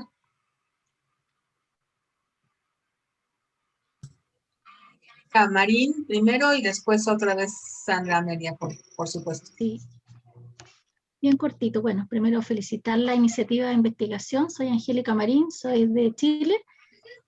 Muchas gracias por la invitación que me llegó de una manera bien, ¿cómo señalarlo? Precisa. Me parece muy interesante la investigación de la violencia de género con especial foco en violencia sexual, pensando en la realidad de nuestra universidad y que el 88% se da la violencia de género en su manifestación de violencia sexual. Así que los resultados que allí se obtengan, como lo señaló Adriana, no solamente son de impacto para su universidad, sino nacional, sino también nos van dando pistas a todos quienes estamos trabajando en la erradicación de la violencia de género en los espacios universitarios. Me gustó mucho eso de la búsqueda de responsabilidades, no la culpabilización, sino la búsqueda de responsabilidades para hacernos cargo con las políticas de igualdad de género, donde uno de sus pilares debería estar puesto en erradicar la violencia de género. Así que eso solamente, quería felicitar la iniciativa y decir que estaré muy atenta porque estos resultados nos ayudan a todos. Muchas gracias, muchas gracias.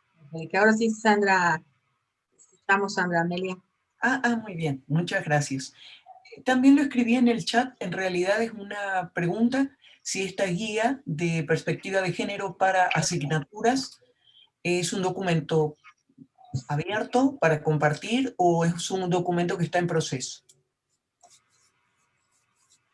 Esta guía que tú recién nos nombrabas, Adriana. Gracias. Sí, Adriana. Gracias, Sandra, te estaba leyendo justo en el chat. Bueno, ahora está, o sea, la hemos acabado y lo que no hemos hecho es una prueba piloto, o sea, hemos hecho una prueba piloto en el equipo de investigación que le hicimos con nuestras asignaturas y ahora lo que habría que hacer es como probarla, ¿no? Entonces, sí, como que la idea nuestra siempre es hacer conocimiento abierto. Entonces, bueno, si algunas de ustedes quieren probarlas en sus asignaturas, pues encantada que lo probemos y que la adaptemos, ¿no? Bueno, a ver qué tiene que ver en unos espacios de docencia y otro, que eso también será importante, ¿no? Trabajar con los diferentes espacios de docencia y las diferentes metodologías y los diferentes tipos de asignaturas, ¿no? Eso también será bonito, así que pues podemos podemos hablarlo y estar en contacto. Pues Ay, sí, aquí hay varias académicas que decimos sí, así es que Adriana, la esperamos para empezar a probarla, ¿no? Ok, encantada, encantada. pues, No sé si para ello se requeriría dejar los correos pues sí, institucionales. estaría bien que alguien, bueno, si no los quiere poner aquí en el chat, pues se los dan a Angélica o no sé a quién de las otras Nos personas. envían a nuestra dirección del posgrado, ahorita, por favor, del IOC, si ponemos nuestra dirección del posgrado en el chat y nos mandan los datos para que podamos nosotros gestionar. Claro que sí, claro que sí.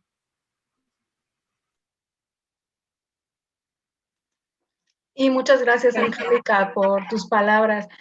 Bueno, realmente estamos hablando de violencias sexuales y de género de las dos. No es que solo nos centremos en las sexuales, sino que intentamos que las sexuales, su concepción no sea tan estrecha, sino que integre también aquellas por orientación sexual, ¿no?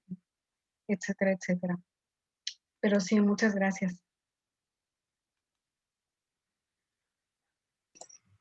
Perfecto, ya está en el chat la dirección de nuestro posgrado para que ahí nos escriban. No sé si alguien más quiera comentar algo, son las 12:30.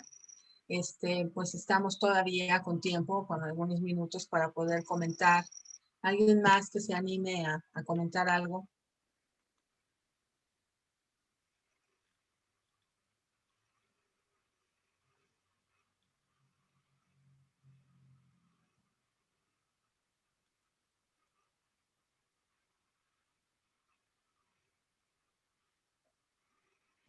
Bueno, yo mientras aprovechando les puedo comentar que la intención de abrir este espacio y esta y otras conferencias que vamos a tener en nuestro posgrado es justamente el ir creando pues una posible interlocución entre diferentes universidades y científicas académicas y pensadoras interesadas en el estudio de este fenómeno pues que hemos vivido todas y todos y todes, ¿no?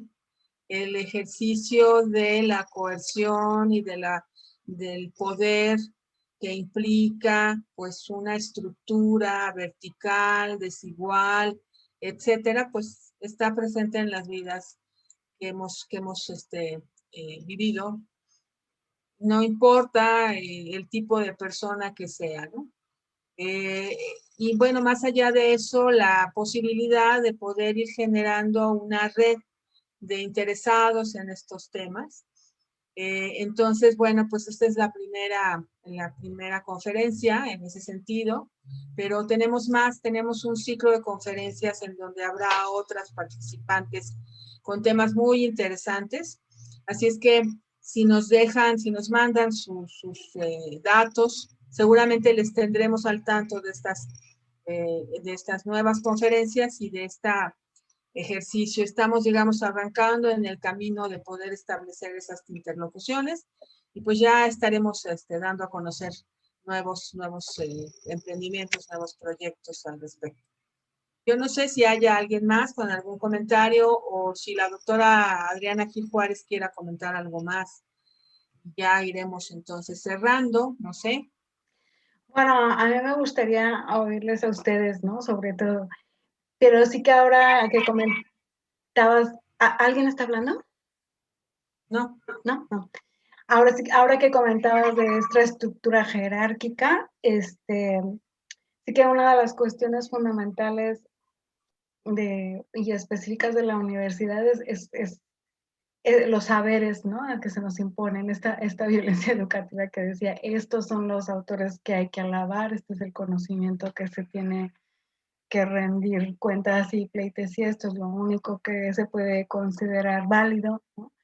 Y además, si a ello le sumamos que aunque seamos 90% de mujeres, el 10% de hombres son los que acaparan la palabra, son los que son jefes de departamento, son los que son los catedráticos, son los que son los jefes de los proyectos de investigación, pues entonces al final dices, pues sabes que voy y me doy una vuelta, ¿no? Vamos a ver por otro lado qué más hay.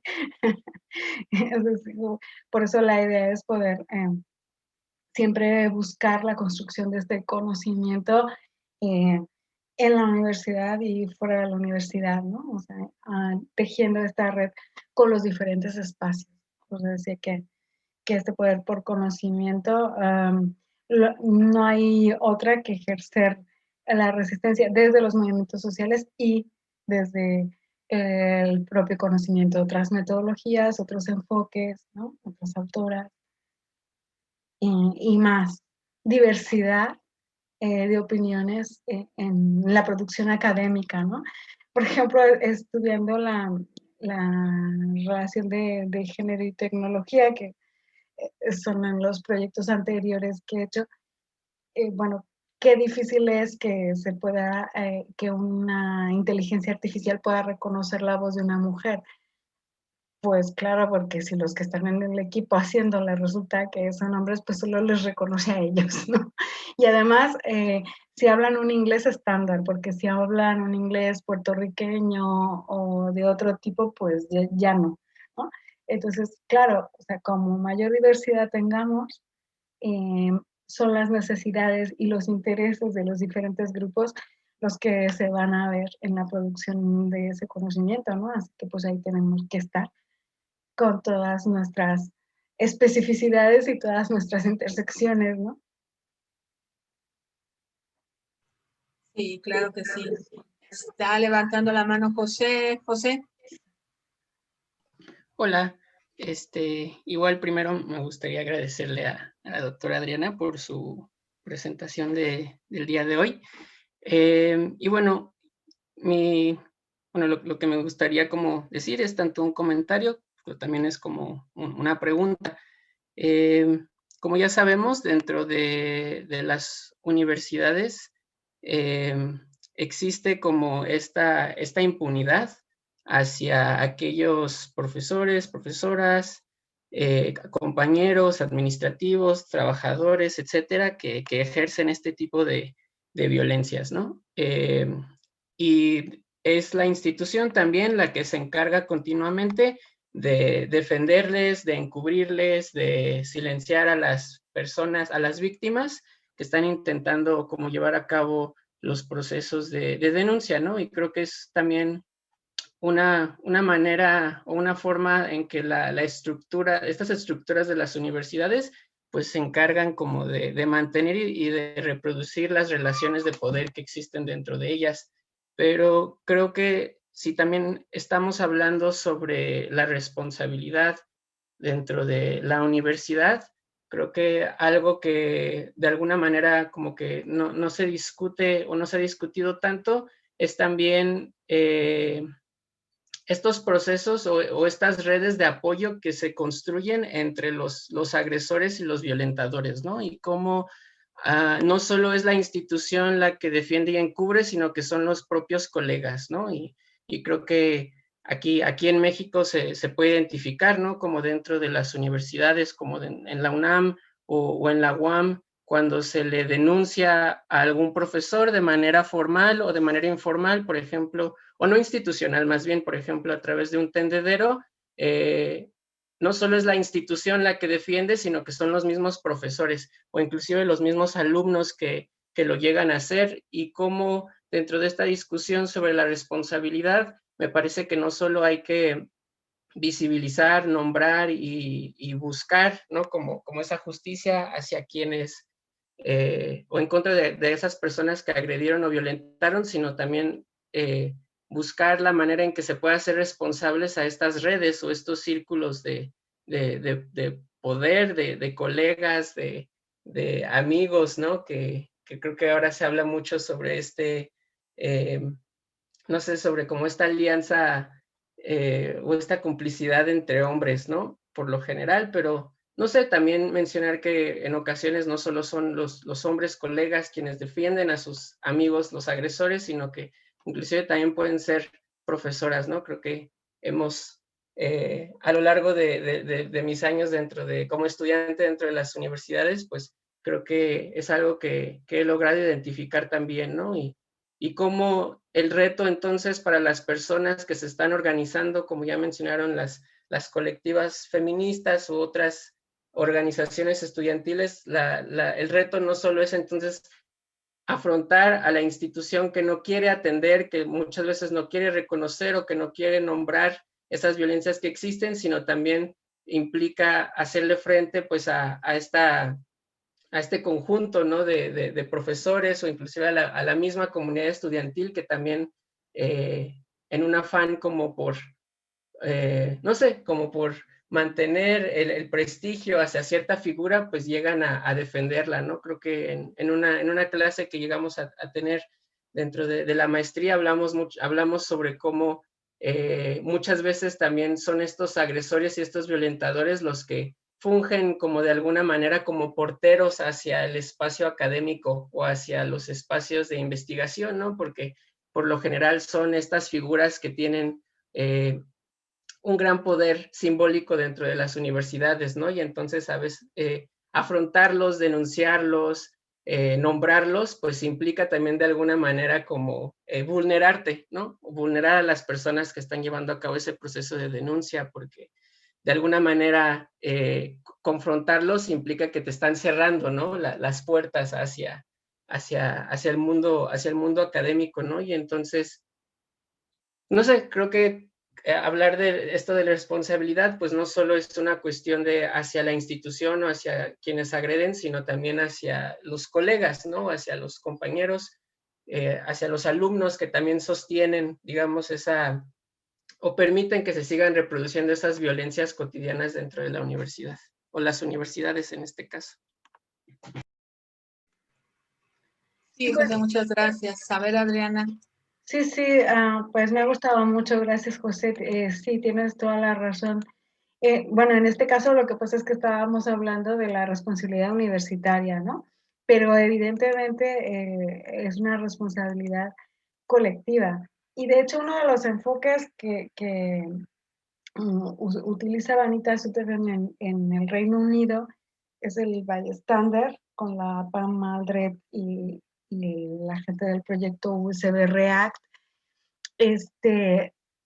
Justamente lo que utilizan es cómo los que están alrededor pueden romper esa cadena de permitirlo, ¿no? De estar de acuerdo, de dejar que suceda, ¿no?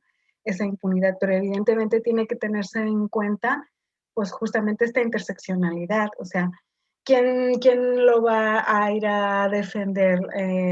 ¿La mujer trans o el hombre cis hetero? Pues mejor que vaya el hombre cis hetero porque igual le hacen más caso, ¿no? O igual es más vulnerable, se pone en una situación de mayor vulnerabilidad la mujer trans, ¿no? Bueno, pues el bystander effect, ¿qué hacemos cuando estamos presenciando esto? Es una de las cuestiones importantes, tanto para ayudar, digamos, para contrarrestar estas violencias, como también las que sostienen estas violencias, como tú bien señalabas. Y que por cierto me gustan mucho sus cartelitos estos de queremos espacios seguros y fuera acosadores de la psicología social. Están muy monos, ya me los voy a copiar. Están bien. Y bueno, aquí digamos también tenemos el espacio que se llama Foro Coches, ¿no? Que es ese espacio virtual donde se encuentran todos los machitrolls, todos los esquiroles machistas que por ahí pasan, ¿no? Todos los ataques que van en contra de las personas públicas, ¿no? Sí, di Sandra, habla si quieres.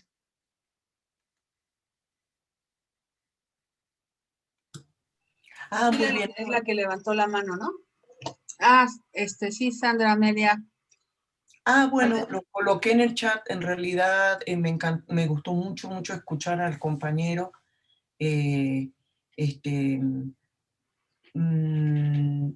Yo creo que fue impactante a partir del 2018, dijésemos acá en México, cuando Me Too pudo dar espacio a estas voces asfixiadas, ¿no? Que estaban ahí dentro del ámbito cultural, político, académico. Faltarían voces todavía de las faltas de los silencios en la religión, por así decir. O sea, todos estos ámbitos muy, muy silenciados, y me gusta esta voz, a pesar de la gran molestia y la cantidad de situaciones y revoloteo de todos estos personajes con gran poder, de poder a la vez observar qué abogados podían ir en contra del Me Too. O sea, fue un movimiento, la verdad, que de alto contraste, intensidad, y lo que yo pienso aún en los colgaderos universitarios no es que las personas se reeducan o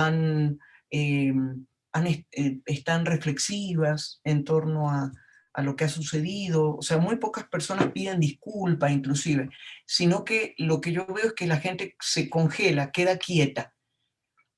Esa quietud no convertida ni en trabajo interno, ni en taller, ni en terapia, también he observado que muta a quién me lo hizo, pero quién me lo paga.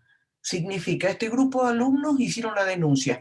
Los siguientes grupos de alumnos que llegan ya verán. Entonces eso también es terrible por la no canalización de ese enojo. Se produce un resentimiento que ya venía una violencia, ahora se incorporan otras. En fin, era una idea, y les agradezco. Muchas gracias. Sí, vamos a escuchar a Priscila. Hola, muy buena tarde a todos. Primero que nada, muchísimas gracias, doctora Adriana. Y pues bueno, bajo el tenor de lo que ahorita estamos comentando, es que me gustaría hacer un pronunciamiento, ¿no? En nombre de algunos de mis compañeros, tanto de maestría como de doctorado, ¿no? Compañeros y compañeras, que versan lo siguiente. Si bien es posible observar un avance en el desarrollo sobre la violencia de género en la UAM, aún nos seguimos preguntando, ¿dónde están los proyectos de género o feministas que responden a nuestras demandas y que están a la altura de nuestras problemáticas? ¿En dónde queda la inclusión sistemática de los estudios de género en las universidades? Pareciera que dichos problemas se ven depreciados ante los ojos de las autoridades, que el juicio como el prejuicio se sigue asomando, y es que se enuncian con cierto sigilo. Lo que no es sutil es la reproducción y reiteración de las prácticas patriarcales que se siguen observando en las estructuras institucionales de las universidades. No bastan protocolos de acción para proceder a una denuncia por violencia, sino que también hacen falta medidas para la intervención, tal cual la prevención y atención a las víctimas, talleres informativos, estímulo y cuidado de la salud mental, así como un castigo significativo a los victimarios. Lo cierto es que la justicia existe solo en la mente de quienes no han tenido que experimentar el acoso en carne propia. Y cuando se hace, se convierte en un acto de rutina que se ejecuta solo como una fachada para calmar las demandas. Acciones que poco valen cuando los problemas son aún más profundos. ¿Hasta cuándo seguiremos en medio de paliativos? ¿Hasta cuándo los acosadores se seguirán resguardando en sus trayectorias académicas? ¿Y hasta cuándo se seguirán acogiendo en las salas protectoras de los funcionarios que gozan de más poder en las instituciones? El tema no es nada sencillo. Sin embargo, para nosotros no es opción vivir en el silencio, ni con miedo, frustración, ansiedad y desamparo. Gracias, es cuanto. Sí, muchas gracias, Priscila. No sé si Adriana. Sí, muchas gracias, Priscila, muchas gracias. Qué emoción. Efectivamente, la cuestión de estas dinámicas de poder es justamente por eso allí hay que poner el acento, ¿no? En estas dinámicas de poder, porque es una de las cosas que caracteriza estas violencias de género en la enseñanza superior, ¿no?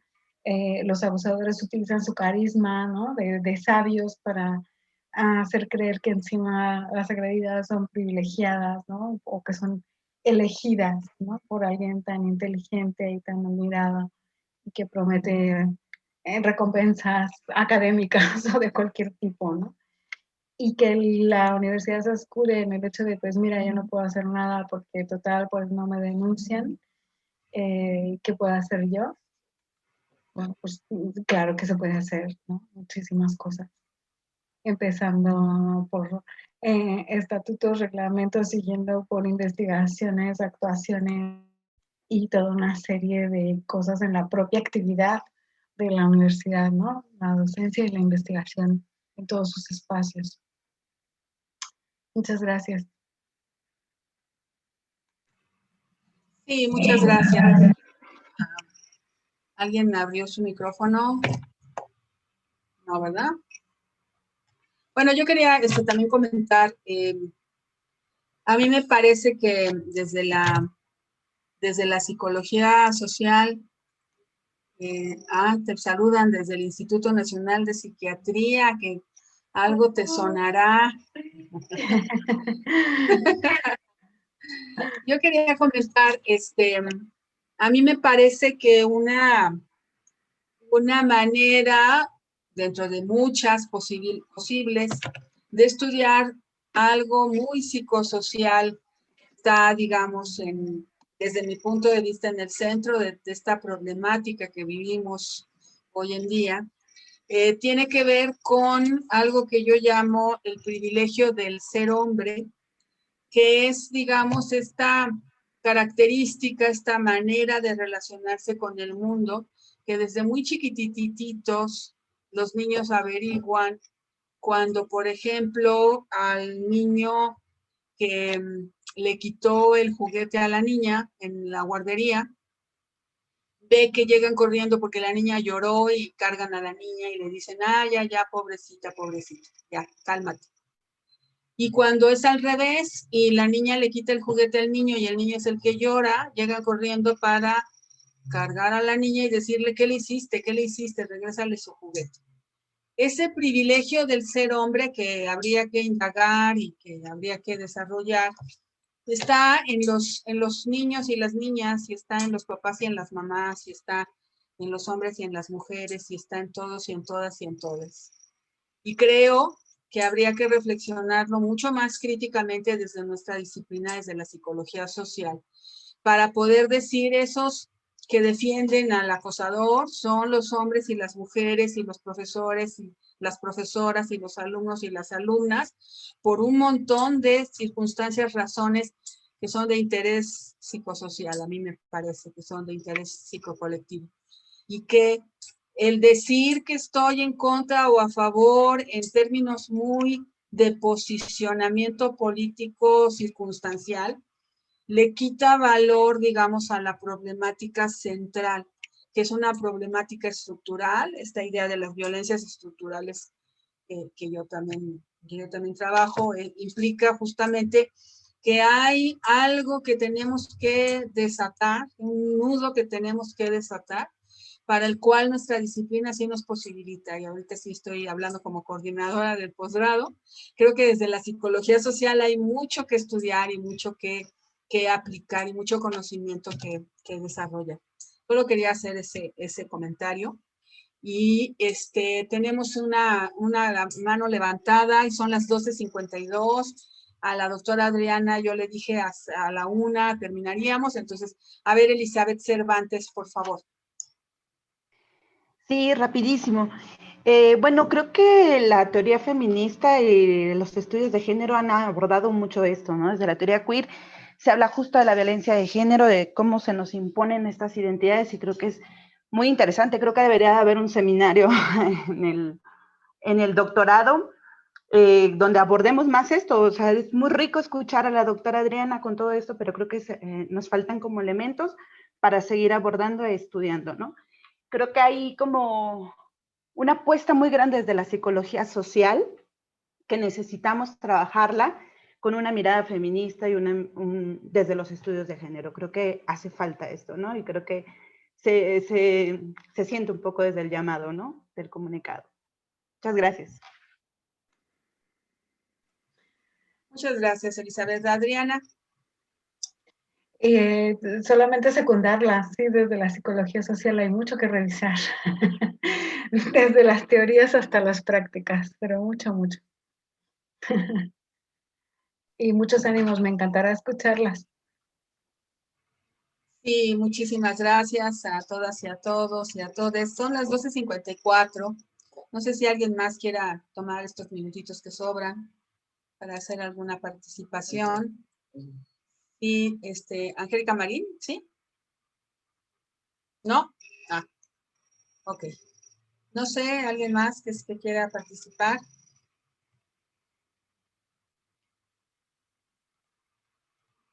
Bueno, pues entonces estaremos ya en el cierre. Las últimas palabras, doctora Gil Juárez.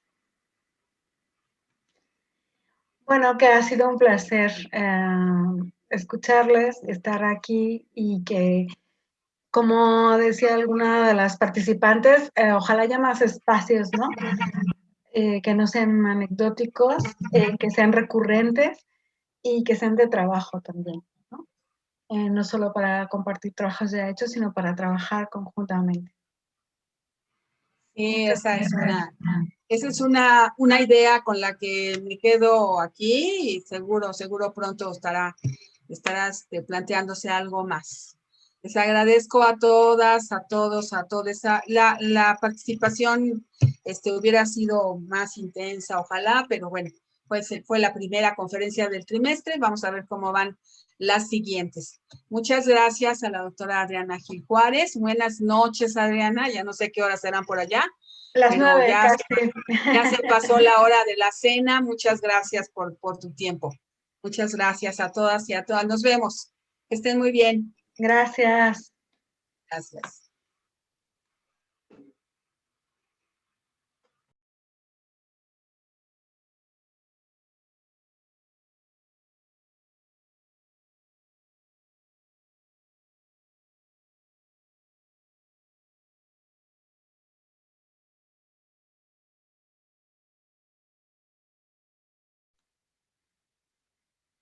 Esperamos un momentito, ¿no?